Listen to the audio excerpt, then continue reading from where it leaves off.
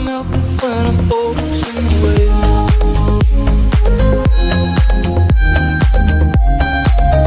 Assalamualaikum warahmatullahi wabarakatuh.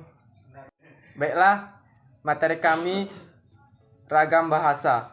Ragam bahasa yaitu variasi bahasa menurut pemakaian yang berbeda-beda, menurut topik yang dibicarakan, menurut hubungan pembicara kawan bicara, orang yang dibicarakan, serta menurut medium pembicara. Backhand 1990. Sering dengan perkembangan zaman, sekarang ini masyarakat mengalami perubahan sehingga bahasa pun mengalami perubahan. Perubahan itu berupa variasi-variasi bahasa yang dipakai sesuai keperluannya. Penyebab terjadinya ragam bahasa. Ragam bahasa timbul seiring dengan timbulnya perubahan di dalam masyarakat. Ada beberapa faktor penyebab timbulnya ragam bahasa yang ada di Indonesia. Yang pertama, faktor budaya. Di setiap daerah, perbedaan kultur atau daerah hidup yang berbeda-beda di wilayah Jawa, Papua, serta wilayah Indonesia. Yang kedua, faktor sejarah. Di setiap daerah mempunyai kebiasaan atau adat istiadat dan bahasa nenek moyang sendiri-sendiri dan berbeda-beda satu dengan daerah lainnya. Yang ketiga, faktor perbedaan demografi. Setiap daerah memiliki dataran yang berbeda-beda, seperti wilayah di daerah pantai, pegunungan yang biasanya cenderung menggunakan bahasa yang singkat, jelas, dan dengan intonasi volume suara yang besar dan tinggi.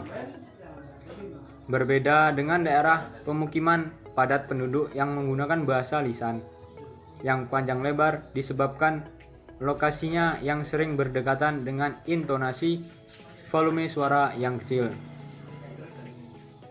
Jenis-jenis ragam bahasa. A. Ragam bahasa dilihat dari cara penuturan.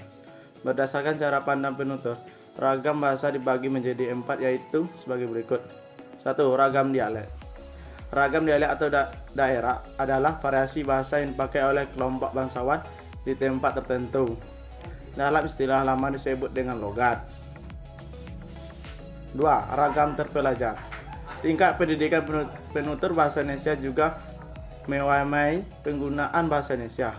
Bahasa Indonesia yang digunakan oleh kelompok penutur berpendidikan tempat jelas perbedaannya dengan yang digunakan oleh kelompok penutur yang tidak berpendidikan. 3. Ragam resmi. Ragam resmi adalah bahasa yang digunakan dalam situasi resmi, seperti pertemuan-pertemuan, peraturan-peraturan, dan perundang-undangan. 4. Ragam tidak resmi. Ragam tidak resmi adalah ragam bahasa yang digunakan dalam situasi tidak resmi, seperti dalam pergaulan atau percakapan pribadi. B. Ragam bahasa dilihat dari cara berkomunikasi. Macam-macam ragam bahasa dilihat dari cara berkomunikasi dibagi menjadi 3, yaitu seperti bawah ini. 1. Ragam lisan. Ragam bahasa lisan adalah suatu ragam bahasa yang dihasilkan oleh alat ucap. Dalam ragam bahasa lisan ini, kita harus memperhatikan beberapa hal seperti tata bahasa. 2. Ragam tulis. Ragam bahasa tulis adalah bahasa yang dihasilkan dengan memanfaatkan tulisan dengan huruf sebagai unsur dasarnya.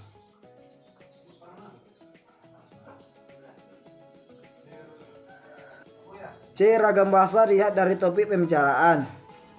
1. Ragam sosial, yaitu ragam bahasa yang sebagian norma dan kaidahnya didasarkan atas kesepakatan bersama dalam lingkungan sosial yang kecil dalam masyarakat. 2. Ragam fungsional. Ragam bahasa yang dikaitkan dengan profesi, lembaga, lingkungan kerja, atau kegiatan tertentu lainnya. Yang ketiga, ragam jurnalistik.